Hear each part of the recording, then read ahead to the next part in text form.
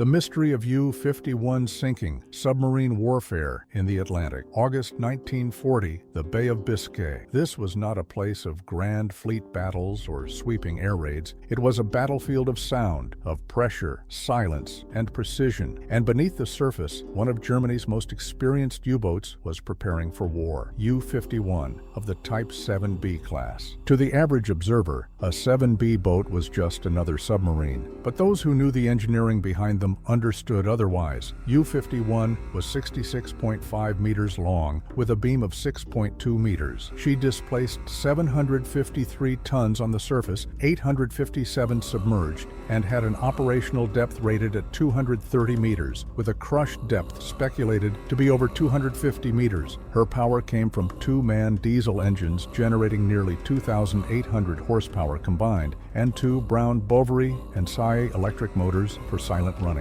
She had a range of over 8,700 nautical miles at 10 knots, enough to cross the Atlantic and return without refueling. Armament included 5 53.3-centimeter torpedo tubes, 14 torpedoes, many of them fitted with G7E magnetic pistols, still in early and unreliable stages. She also mounted an 88mm SKC/35 deck gun with 220 rounds and two 20mm flak guns for anti-air defense. Commanded by Kapitän Leutnant Ernst Günther Heinecke, a seasoned officer with experience dating back to the interwar Kriegsmarine, U-51 was no rookie. Heinecke was a strict disciplinarian known for silent drills, full simulated combat routines performed in absolute silence, designed to train his crew for worst-case emergencies. One such drill reportedly saved the boat in April 1940 when a ballast air valve jammed and the boat began an uncontrolled dive to over 170 meters. Few realized that U-51 played a covert role in Operation Weserübung, Germany's invasion of Norway. She transmitted false radio signals to mimic larger U-boat formations, misleading British convoys about where the real threats were positioned. This made her not only a hunter, but also an early participant in electronic deception warfare,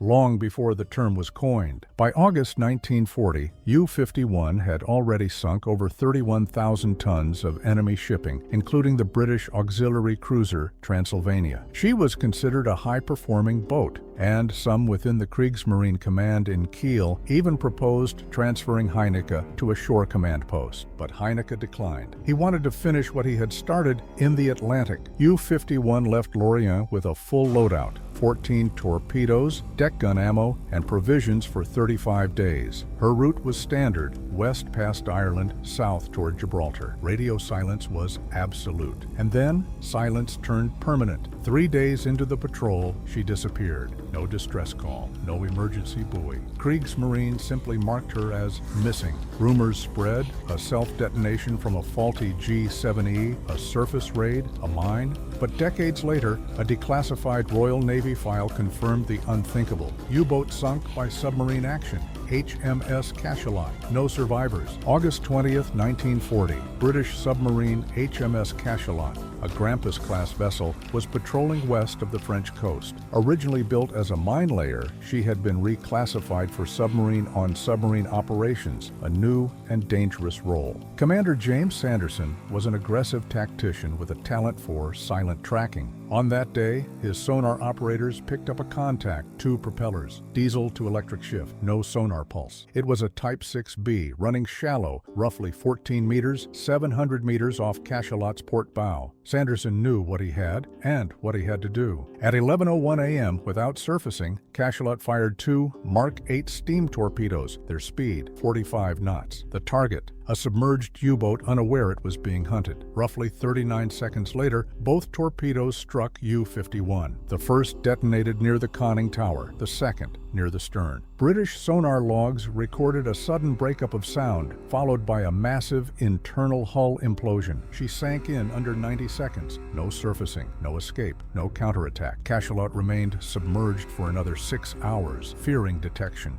Only that night did she send a single coded message to Portsmouth. U-boat destroyed. Mission complete. Why U-51 still matters. Few naval engagements during World War II involved two submarines, both submerged, in direct combat. This was one of them, and U-51 never saw it coming. Her wreck lay undetected for decades. Post-war analysts didn't confirm the coordinates until the 1980s, when sonar imaging of the Bay of Biscay revealed a fractured hull section matching WWII specifications. The story of U-51 was nearly lost, buried under waves, war records, and forgotten crew lists. But history remembers those who disappear, especially when silence hides a lesson. U-51 reminds us of how fast the balance of power could shift, how even a well-trained crew, a seasoned commander, and a reliable boat could be gone in seconds, victims not of chance, but of innovation.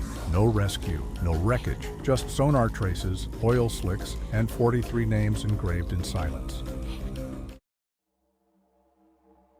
Silent terror of the Atlantic, the U-51 submarine war. It slipped into the sea, almost without a sound. No fanfare, no headlines, just a cold silhouette sliding beneath the Atlantic waves. U-51, one of the most lethal hunters of the early war.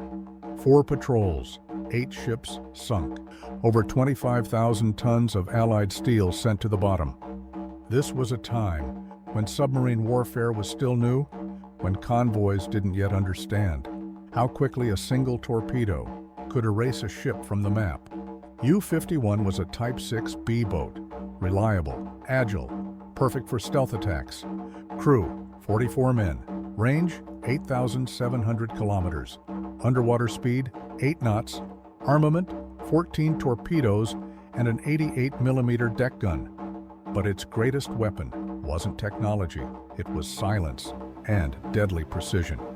First Patrol, fall of 1939. Commander, Oberleutnant Ernst Grochet. U-51 left Wilhelmshaven and crossed the North Sea. Mission, patrol east of Scotland. That's where she struck the SS Cairn Mona, a British merchant ship. 1 torpedo, 1 hit. She broke apart and went down in 6 minutes. The warning was clear, but few listened. Second Patrol, December. Grochet shifted tactics. Faster strikes, tighter timing, hit, dive, disappear. In the Pentland Firth, U-51 torpedoed the SS Stanbrook. Witnesses claimed the ship vanished before we even heard the blast. British radio stations picked up brief signals. One transmission, 12 seconds long, was first dismissed as interference, but Berlin confirmed it was U-51 reporting a successful kill. There was no celebration on board, no shouting, just calm voices. Hit confirmed. Grochet's tone was cold. Load the second. Explosions weren't felt, only vibrations. The hull trembled, a soft hum, and silence. U-51 dropped into the deep, out of sight. 2 days later, another Allied ship failed to arrive. No message, no survivors. It was warfare without faces, without sound. By the third patrol, U-51 had achieved a 92% success rate, one of the highest among all Type 7 subs in 1940. But the third patrol would be different, a new sector, new conditions, and new dangers. April 20th, 1940. U-51 sails into the open Atlantic, west of Ireland. Bad weather, heavy seas. Escort ships are everywhere, but Grochet prefers night. The boat's navigator, Oberleutnant Wilhelm Berger, could calculate acoustic drift within 1.5 seconds. He guided the sub like a surgeon's scalpel. April 25th, the SS Dion II, a Norwegian freighter, spotted under a bright moon. 1 torpedo, direct hit to the stern. The ship went down in under 2 minutes. U-51 wasn't a butcher. She didn't shoot lifeboats. She disrupted logistics, nothing more. 3 days later, SS Arendora, British merchant. The target changed course, started broadcasting an SOS U-51 Dove. Berger tracked her acoustics around the flank. 700 meters, 1 launch. The torpedo hit beneath the bridge. She froze, then broke in half. In Whitehall, British operators logged the moment. Possible U-boat activity. Intermittent bursts received. Silence resumed. Target likely lost. They knew a hunter was out there, but not who it was. On board, the crew stayed sharp. Average age, 23. Everyone knew their place. One mistake, and they'd never surface again. Groschet's motto was clear: if they hear us, we're already dead. He often added, we're not heroes, we're shadows. 4th Patrol, July 1940. Objective, shadow a convoy near the Bay of Biscay.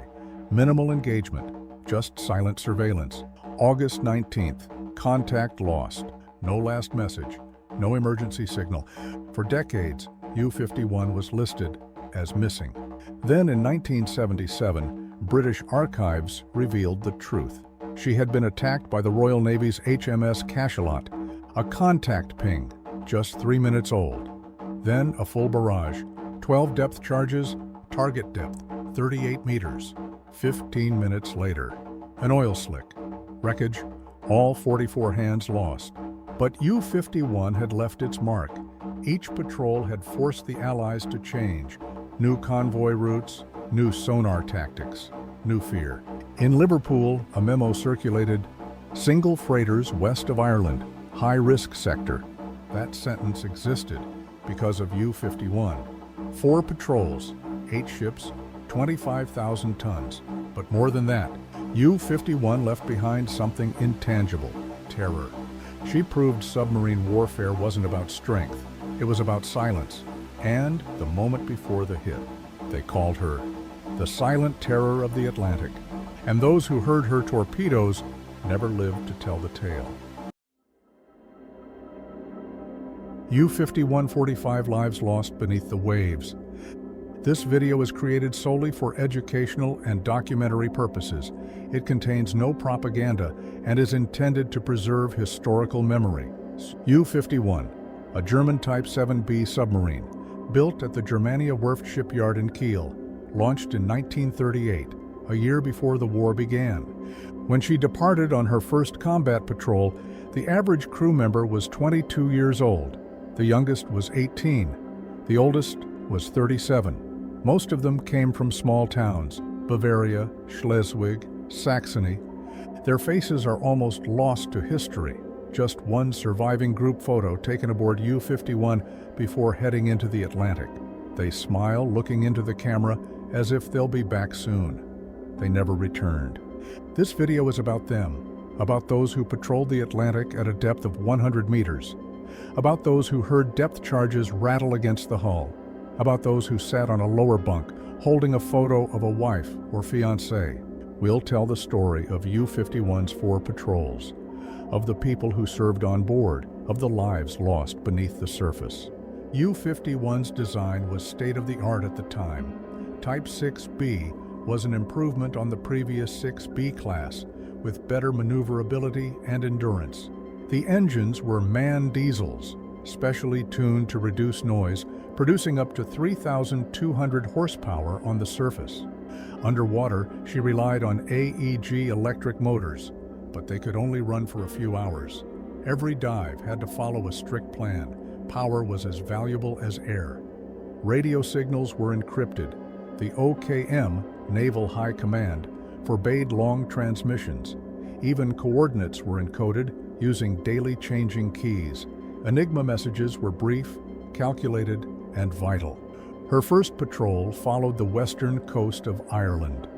The North Atlantic welcomed her with a Force 9 storm. Waves tore at the deck grating. One sailor was injured, lashed to his bunk with a wrapped leg, left to wait until return. There was no doctor aboard. Watches rotated every 6 hours. Rest came next, but in the storm, sleep was impossible. The sub shook like a tin can. Every metal object had its own hum. Even spoons clattered inside their drawers. Temperatures in the engine room reached 113 degrees Fahrenheit, 45 degrees Celsius. To avoid burns, mechanics wrapped wet rags around the valves. One of them, Willie Messner, served on all 4 of U-51's patrols. In a letter home, he wrote, "If only you knew how diesel smells when you breathe it." U-51's first kill was the British steamer Arendora. sailing unescorted, intercepted at 2:47 a.m. A G-7 torpedo hit the engine room. The ship sank in 12 minutes. Of the 90 men aboard, only 18 survived. Captain Schnecke surfaced afterward to confirm the sinking, a decision the command later criticized. Surfacing after an attack was considered a major error. The second patrol featured upgrades, new torpedo fittings, improved sonar, reinforced ballast purge systems. British intelligence reported increased U-boat activity near Scapa Flow and the Faroe Islands. U-51 slipped past a convoy undetected, reaching the Allied supply routes. But the most crucial mission was the third patrol, late 1940. U-51 began shadowing American freighters, still officially neutral. In Berlin, conflict with the United States was expected. U-51 became an early tool of reconnaissance. Sailors logged ship names, cargo types, courses. All data was sent to command. Some signals, bypassing Enigma, were encrypted manually by radio operator Herbert Kunz. He died with the rest. His body was never recovered. This is the story of U-51's crew, the story of men whose names are barely remembered, but each one was a life, a brief biography cut off in the depths of the Atlantic. U-51 wasn't just a submarine, it was a combat vessel with 45 men aboard heading into their final mission. They never returned. They left no descendants, but they left behind traces in naval records, in mission logs, in rare photographs. The commander, Oberleutnant zur See Ernst Grohe, a young officer, only 31, born in Hamburg. His father had served in the Kaiser's Navy.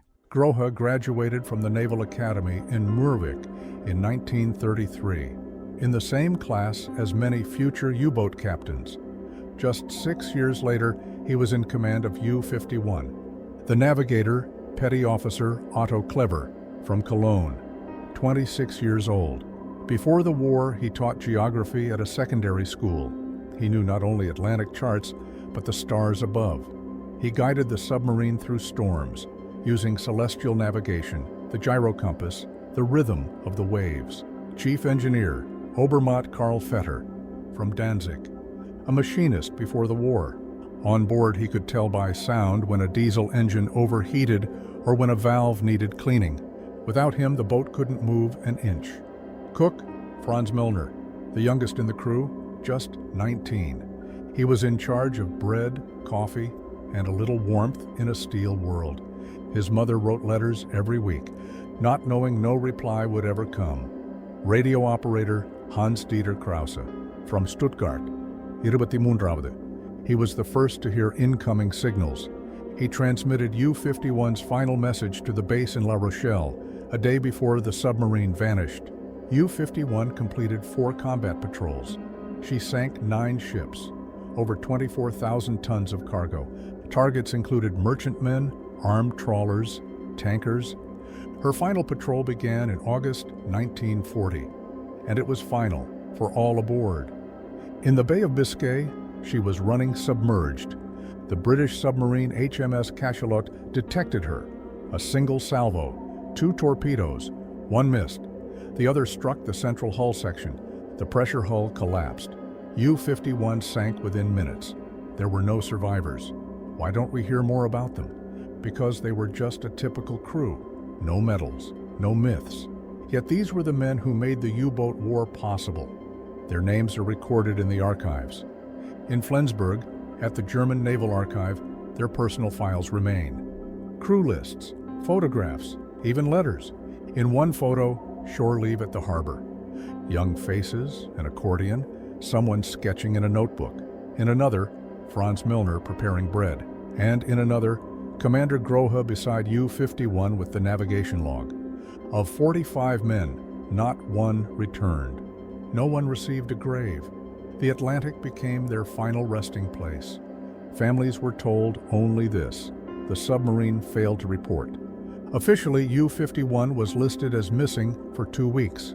Mothers wrote letters to naval commands, hospitals, the Red Cross. All replies were the same: your son is not among the survivors. But they weren't just numbers, they were lives. Young, brave, hopeful. Their memory doesn't live in textbooks, it lives in faces frozen in photos, in journal pages, in an old archive room.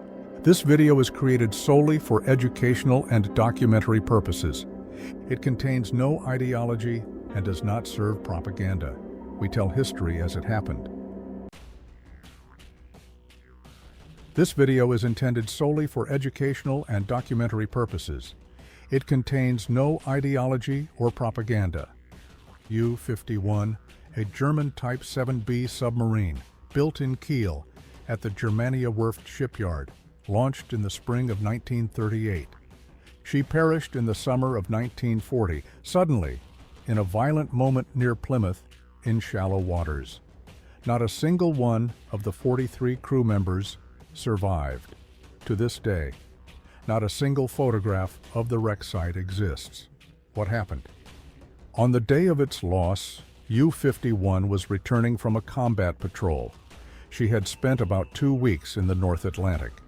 During that time, she sank at least 2 Allied vessels. One of them, the Sylvia Field, a coal transport. The second, a Danish steamship sailing under the British flag. The crew was exhausted. Watches were ending. Officers were preparing the logbook for headquarters.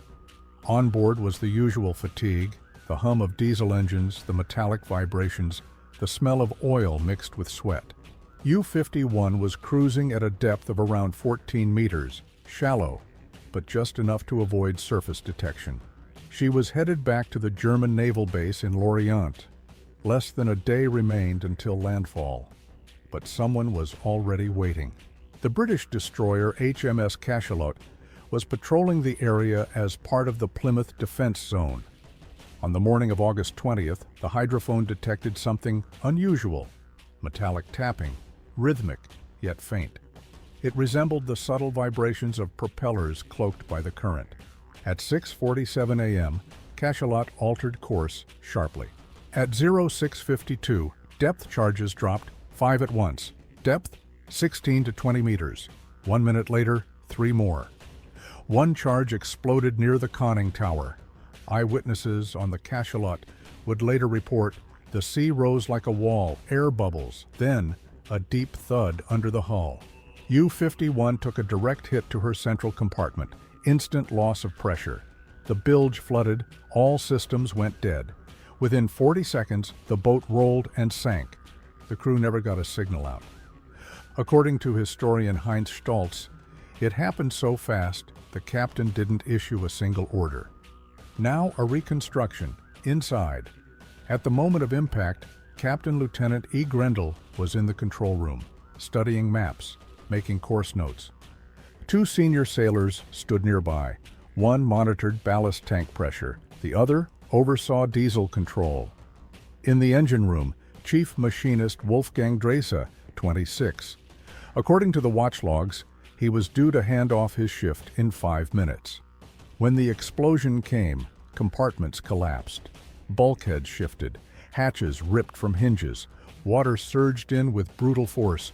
Crewmen were flung aft by the blast. Engineer Rolf Kastner later explained, in these conditions, no emergency mechanism can activate. Even a crash surface maneuver, impossible. U-51 sank to about 45 meters, and there she lay. The current in the area is strong. The seafloor, silt and fine sand. Divers later noted, the hull rests at an angle. Deformation is visible near the conning tower and torpedo tubes. But the wreck was discovered only in 1999. For 59 years, no state made official efforts to locate or recover U-51. Why? No clear answer exists. The 43 sailors were listed as missing in action.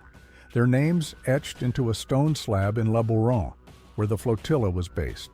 No bodies were identified. Even families received only a sterile telegram, U-51 not returned. Als vermisst erklärt. U-51 did not return, declared missing. But this wasn't just the loss of a boat. It was the loss of experience, discipline, morale. U-51 was part of one of Kriegsmarine's most effective wolf packs. In 18 months, over 6 patrols, she accounted for 29,000 tons of sunk tonnage. Her crew was known as A golden team. That's why Command buried the truth. When U-51's fate was officially acknowledged, panic set in. Quiet panic. Closed-door meetings, sealed envelopes, emergency cables to Berlin. The Lorient Flotilla received minimal instruction. Only one line, no comment, no mention over radio. Other sub-commanders grew uneasy. Some had relatives aboard U-51, but no one asked questions. In those years, questions could get you removed from duty, or worse. Among the lost, Navigator Kurt Meisen, 31, he left behind a journal, one of the few personal documents to survive. His final entry, 3 days before the sinking: gray skies. The commander is tired. We are heading home. That phrase, heading home, captures the soul of submarine life. A charm, a hope, and a curse.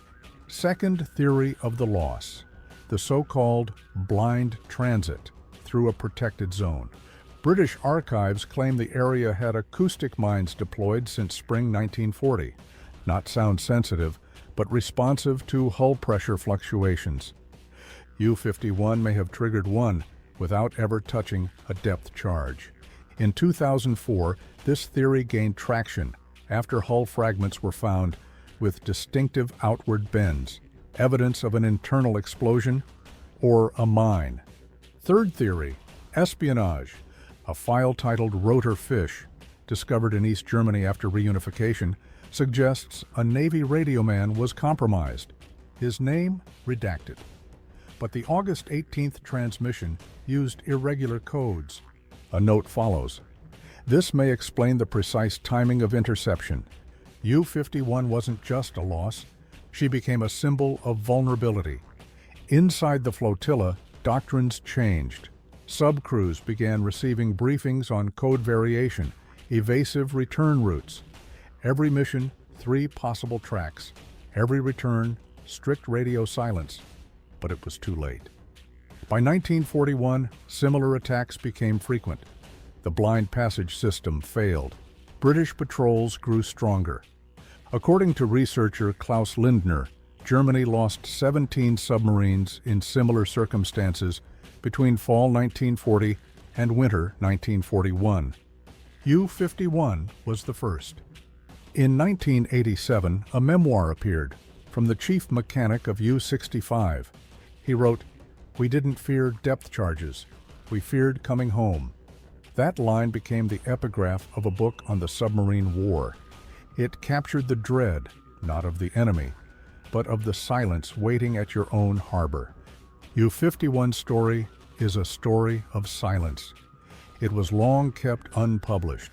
No heroism, no victories, just one fatal mistake, tactical, technical, or human, that cost an entire crew.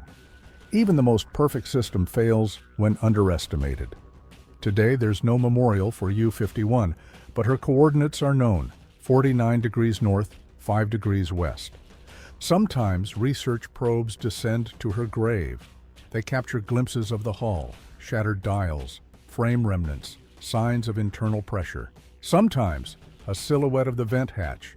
Sometimes a ceramic cup with the shipyard's mark. In 2015, a new expedition was launched.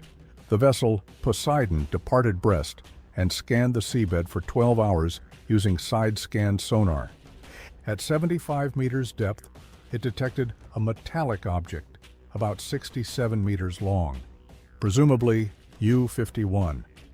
The sonar revealed pressure anomalies, possibly the outlines of internal compartments. Among the findings, a division emblem, a fragment of a wooden clipboard with penciled notes still visible. In 2020, a group of researchers released a digital reconstruction of U-51's final route. Based on weather logs, archived maps, and coastal station records. The model showed a course change. 2 hours before vanishing, it deviated from the expected pattern. Why? Still unknown. Perhaps an emergency message came through. Perhaps enemy ships appeared on the horizon. In a private archive in Hamburg, a unique letter is preserved, addressed to a submariner's wife, dated August 1940.